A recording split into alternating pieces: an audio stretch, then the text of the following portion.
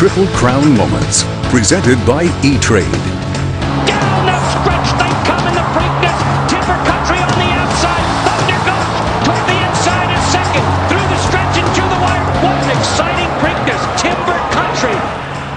Well, trainer Dwayne Lucas saw his Timber Country win the Preakness, beating his Derby winner Thunder Gulch and denying him a shot at the Triple Crown back in 1995. That's our E-Trade Triple Crown moment. And as the infield party continues, despite the threat of rain, the same thing that happened in 1995 could conceivably happen today because Bob Baffert has Dortmund running against his Kentucky Derby winner American Pharoah. So here's Preakness 140 by the numbers. Take a look at the most wins in the field. Dortmund has 6. The most starts, Mr. Z's been to the racetrack 13 times. Divining Rod, only 5 starts, the fewest in the field. Dwayne Lucas, 6 wins is the most in the field. And for the first time since 2009, the first 3 finishers in the Derby have come back for a Preakness rematch. Let's go to Josh. Thank you, Tom. Well, the Black-Eyed Susan is the drink of the day here at Pimlico. You can also get an awfully nice beverage at Alex's Lemonade Stand, where all the money raised today will go to the continuing fight against pediatric cancer. Today is, in fact, a return of that stand here to Pimlico. It was, in fact, 10 years ago that Alex's Lemonade Stand first came to the Preakness on a day when a very resilient racehorse helped one remarkable little girl to make a lasting difference. This is a story about a brave little girl. Her name was Alex. Alex was smart. She developed a plan. She would sell lemonade from a lemonade stand. Alex was only 1 when she was diagnosed with neuroblastoma. Alex sold her lemonade for a cause close to her heart. I've been wanting to raise money for a while. That was my idea. Right, because they do so much, but it was her idea, so she beat me to it. Anyone want some lemonade? You have very ambitious goals. You want to raise $1 million for pediatric cancer research. How hard do you think that's going to be? I don't know, but I think if enough people help with donations and buy those aid stands, then I think we could do it. We thought it was a crazy idea and said, Alex, why would you tell a reporter that you're going to raise $1 million? And, you know, only a kid can dream that big. Alex, will you come back next year when you can show me the $1 million? Yeah, hopefully. In July 2004, when Alex Scott was 8 years old, the foundation she started on her front lawn met the target only she imagined possible. Donations to her lemonade stands surpassed $1 million. Alex died 10 days later. What had you hoped the foundation would be, could be? We had no idea. We had decided to start the foundation and do the best we could to continue what Alex started, but we thought it would be extremely hard without her.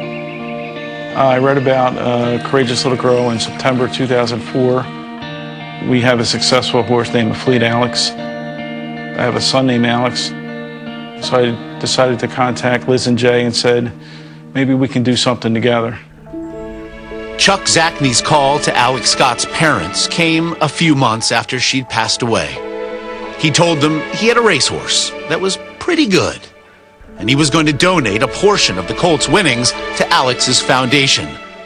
What nobody could have known then was what would happen on this track 10 years ago, when a Fleet Alex pulled off something close to miraculous. I was convinced we were going down. It wasn't a matter of falling off. We were both going down. Oh, Scrappy T blew the turn, and the Fleet Alex Jeffrey Rose almost fell out of the saddle. You have to feel like somebody was looking out for you that day, just to survive. A dramatic appearance at the top of the stretch. Not even win, just not get hurt. And in dramatic style, a Fleet Alex has won the Preakness by 5 lengths. Do you believe in guardian angels? Yeah, somebody pulled my butt out of the fire on that one. I think little Alex helped me on that one. A Fleet Alex was resilient in the Preakness and dominant in the Belmont. A compelling But perhaps what people remember most is that he kept alive the spirit of a brave little girl. It's the feel-good story of the sports world of Fleet Alex. Now, thinking back, it was a gift, but at the time, it was just surreal. Next thing we knew, Liz was setting up a lemonade stand at the Kentucky Derby, and then the Preakness, and every time they invited us to set up a lemonade stand, they got bigger and bigger. The connection between the little girl Alex and the Fleet Alex, people wanted to be a part of it because it felt special and it felt magical, and it has just continued through the years. The impact of that partnership and the foundation it helped to promote has far exceeded little Alex's original goal. Donations just recently surpassed $100 million, a total for which we all owe Alex Scott an enduring thanks.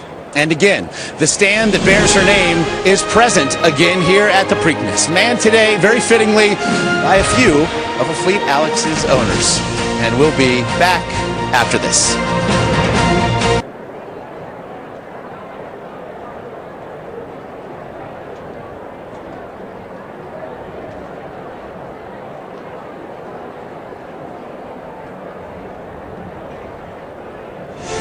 Here are the Preakness odds, updated now, with American Pharoah still at even money, at Firing Line at 5-2, and Dortmund at 9-2. But American Pharoah still reigns as the even money favorite.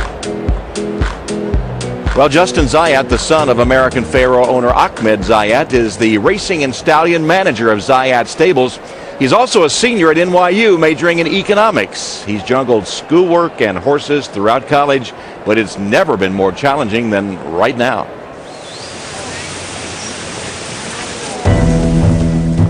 Right when I came back from the Kentucky Derby, I felt like a celebrity. Everyone coming up to me, congratulating me and giving me hugs. That's quite a transition, by the way. Kentucky Derby winner back to pounding in the Bob's library. Yeah, like that. A day later, I had to straighten up my act. 2 days after winning the Kentucky Derby, Justin Zayat was back on campus, studying for his last 2 exams before graduation. But his mind was very much on American Pharoah. I had to really buckle down and say, Justin, you have 2 weeks left of school. You have 2 weeks till the Preakness. Just like your horse has performed, it's time for you to do your job and perform. I'm literally watching this race maybe 10 times a day. I just wanted to believe it. As much as I've wanted it, I really didn't believe I will ever have the chance to win the Kentucky Derby. Zayat Stables has developed a reputation for close calls. In the past 6 Kentucky Derbies, they finished second 3 times. We've come so close to winning these races. I didn't want to have that 4th time coming down the stretch, and it was snatched away from me. American Pharoah has taken the lead on the outside. Firing Line not done yet, and these two come into the final 16. My wife believed that we're running second again, and she was literally crying, saying, oh no, they're not going to take it away from us again. Coming to the finish, American Pharoah and Victor Espinoza have won the Kentucky Derby! When he hit the finish line, it was just an explosion. It was mayhem. Is it for real? Am I dreaming? Is it really happening? I looked at Justin, and my son is throwing up. And he's throwing up out of excitement. He wasn't drinking. Oh, people have been giving me a hard time about it the whole time. I mean, when we saw it happen right away. The second they won and they showed Justin's family after, we all looked at him and we're like, pretty sure Justin just vomited. and all of us. They always be like, you won the Derby and you threw up. I'm always going to remember that moment. The most famous time I ever threw up in my entire life. Justin graduates in 4 days and will begin working full-time for Zayat Stables, where he already helps his father run the day-to-day operations. Pharoah went to the track today. It's very challenging to run one of the largest stables in America and to balance school at the same time, but my passion is racing. Life is juggling pressure and being able to handle different circumstances. We've been in it together, we made mistakes together, we've learned together, we've had ups and downs together, so when we won the Kentucky Derby, we looked at each other and we just both said we did it, that we won the Derby. And And there they are. And if the rain hits, how would that affect American Pharoah's chances? Well, it could only help him, as if he needed any help. There's a couple things that are effective in rain. Speed and experience on an off track, but you can only show speed if you get traction over that wet track. And if we go back and look at the Rebel Stakes for American Pharoah, he's certainly got plenty of traction over that day at Oaklawn Park in Arkansas. You can see how wet, sloppy the track is, and that's probably what we'd get if the rain came late. This kind of a surface. He ran one of the best races of his career, winning off by over 6 lengths, so American Pharoah has both the tools that would be handy on a wet track. And perhaps equally important, Tom, is that his 2 toughest competitors, Firing Line and Dortmund, have never had any races or workouts on anything other than a dry, fast track. Certainly does look like the rain is on its way as we see these angry clouds above Pimlico at the moment.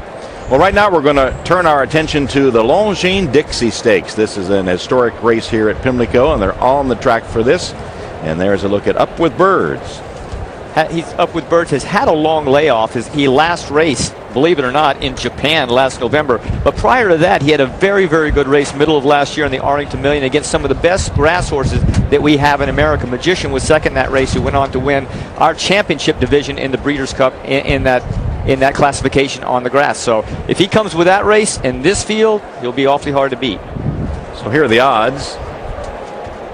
As we see, Up With the Birds is the second choice at 5-1, with Long On Value 7-2, and the current favorite.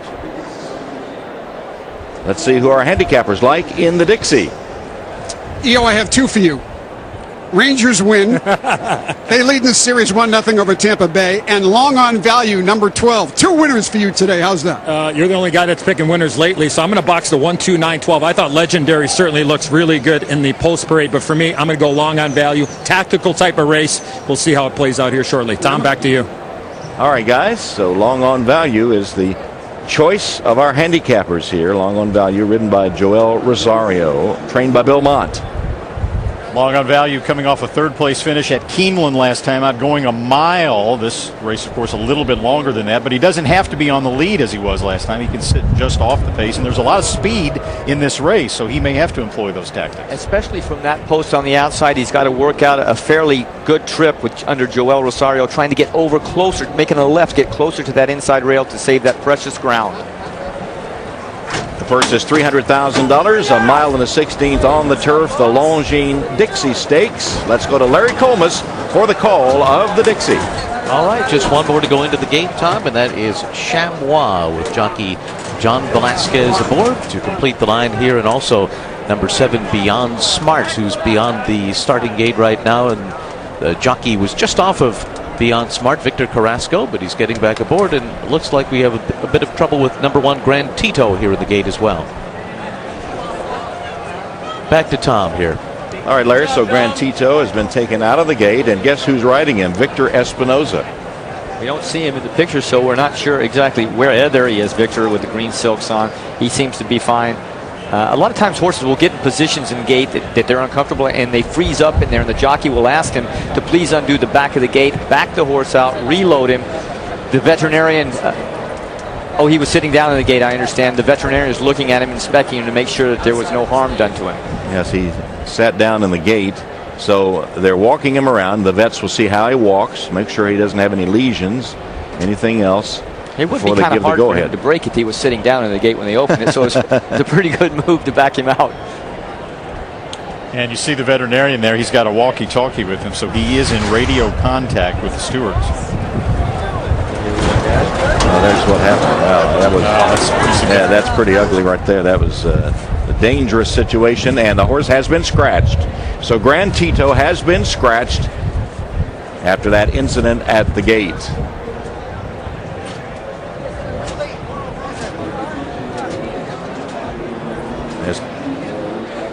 Espinoza. Well, given what happened in the starting gate, Espinosa's lucky. That he's not hurt. Very lucky. You know, it's kind of claustrophobic in the starting gate for these horses, and their blood's running so hot. We've warmed them up, and we have them ready to break. And especially a horse in the 1 post, he has to sit in there in the starting gate longer than anybody else.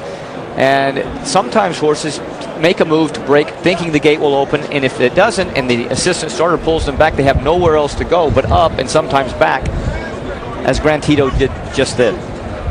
So as you can see, they've backed them all out of the gate and will reload them as Grand Tito heads back to the stable area. You know, he may look none the worse for wear, but in a situation like that, when it's that dramatic in the starting gate, they want to take absolutely no chances and make sure that the horse is 100% okay, so why run him? All of the other horses are backed out. If there's a lengthy delay, they'll take the riders off, but in this case, they'll just circle them behind the gate with the riders on the back, and they'll reload them in a couple of minutes. Yeah, and the bottom line is the bottom line. There was a lot of money bet on Grand Tito in this race, so indeed. The bettors certainly don't want to see something like that, and then they allow the horse to race. Well, then, and another reason why they circle them, giving bettors that bet on number one a chance to redeem redeem their tickets. Right. Maybe bet on another horse in this race. Yeah, and there has been a shift in the odds with Long on Value now dropping to 5-2 and the favorite. As Randy mentioned, there are several horses in here that have speed, which is fairly unusual for a long race on grass. It's a patient type of riding race. Most jockeys like to hang back. Number 3, Cage Fighter, has a little bit of speed. Number 6, Sky Ring, he can show speed. He won this race 2 years ago with Gary Stevens on him, taking this race gate to wire in front all the way. He could be up there close as well. So Espinosa's going to have a view of the start, but not the view of the start that he had hoped to have. No, not as they begin to load them back. Again, this is the $300,000 Longines Dixie Stakes, an historic race run for over 100 times here at Pimlico. So they're going back in good order, and as they reload now for the Dixie Stakes, let's go back to Larry Colmus for the call. All right, Tom, we're going to do this again. Talk Show Man now moving into the starting gate. He'll be the second last to go in, and Chamois with John Velasquez will take the outside stall. Here comes Chamois up to the gate. The others standing well right now, all in line, ready for the start of the Longines Dixie. They're off. And it was a good beginning for Sky Ring in between horses. Chamois fires out on the outside in company with Talk Show Man. These two showing speed. And then in between horses, Beyond Smart, who was a little bit hard to control early. And they're being followed on the outside by Long on Value, who's 5th in the early stages. Cage Fighter, 6th on the inside. And then comes Lochte and Arapica. Ironicus is down toward the inside, saving all the ground here, about 10 lengths off the lead. And then comes up with the Birds. Tricky Hat is next by another 2 lengths. Legendary and Manchurian High is last of them all. The 23 and 3 opening quarter mile. And they move on to the backstretch with Sky Ring the leader. 3/4 of a length ahead of Talk Show Man, who's running in second position. Chamois follows third by another 2.5 lengths. After that, it's Long on Value in fourth with 5 lengths to make up at this stage of the race. Cage Fighter is down on the inside. Beyond Smart is after that. Lochte's got 6 lengths to gain. Ironicus down toward the rail, slipping through an opening on the inside after a 48 seconds flat half mile. Sky Ring and Talk Show Man lead the field into the far turn. Chamois right to the outside makes it 3 in a line. Long on Value, 4th outside of them. Lochte follows in 5th. And then it's Cage Fighter on the inside, followed by Beyond Smart in between horses. And they're coming to the top of the stretch. Sky Ring turning for home in front. And a wall of horses, and up the rail, Cage Fighter finds a spot and takes the lead. It's now Cage Fighter who got through on the inside. Ironicus is trying to mount a rally right behind them, and here he comes too. And here comes Ironicus and Javier Castellano, and they take the lead in deep stretch. And Ironicus is pulling away with strong strides to the wire. Cage Fighter was second, and then came up with the Birds and Long on Value. A strong run here by Ironicus in the Dixie. Ironicus, with that strong run down the stretch, takes the victory for Stuart Janney. Remember those colors? The colors that Orb wore when he won the Kentucky Derby. Shug McGahee is the trainer, and Javier Castellanos having a big day. He takes that victory here for Ironicus. Javier winning his second stake today, is 4th in his last 24 hours, was searching for room as they made the bend, turning for home. Found a seam to run through. You're looking right here. Now keep in mind, we're going about 35 miles an hour out there, so these holes open and close very quickly, so you have to have acceleration. His horse gives him that acceleration, shifts his lane right there, and it's Katie bar the door. Javier going on and getting another Dixie handicap in his pocket. very, very patient, good ride. A lot of people like the hot jockey angle. You can't get any hotter right now than Javier Castellano, who rides Divining Rod coming up in the Preakness. All right, so the third Dixie for Javier and the third for Shug McGahee, the trainer as well, as Ironicus powers down the stretch to get the victory in the Longines Dixie Stakes. Well, despite that threat of rain that's come along recently, the party on the infield is still going on. It's long underway now. It's going to be very close, and Total has got there. Sunday, June 7th. It's the 147th running of the Belmont Stakes, the final jewel in ESPN2's exclusive coverage of the Triple Crown.